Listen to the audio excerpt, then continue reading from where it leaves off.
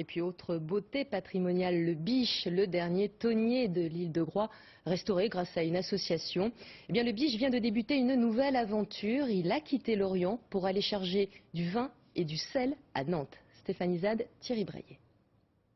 L'idée commence à faire son chemin. Le transport à la voile de marchandises permet d'éviter un bilan carbone élevé pour acheminer du fret d'un point à un autre.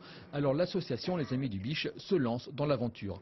Ils ont mis en place un réseau de cabotage pour acheminer autour de la Bretagne des produits issus de l'agriculture biologique avec l'aide d'une société qui assure déjà le transport vélique. On est transporteur de fret, fondamentalement. On transporte du fret en tiers. Pour compte de tiers la plupart du temps. Donc on nous demande de transporter X tonnes d'un endroit A à un endroit B. Et donc on le fait de façon différente et de façon effectivement à différencier le produit via une labellisation, en disant qu'on peut faire effectivement du transport à la voile.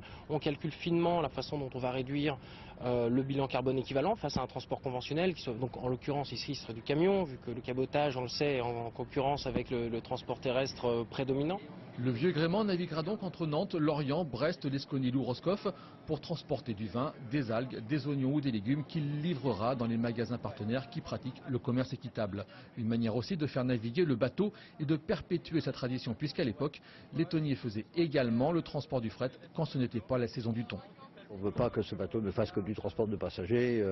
Voilà, c'est pour ça qu'en fait on fait assez peu de sorties à la journée en passagers individuels. On a envie que ce bateau vive ses métiers d'origine. Le Biche a quitté l'Orient pour aller charger du vin dans le port de Nantes avant de repartir pour l'Esconil. L'opération devrait économiser 700 km de transport routier et en tout, ce sont plus de 15 tonnes de marchandises qui feront le voyage par la mer.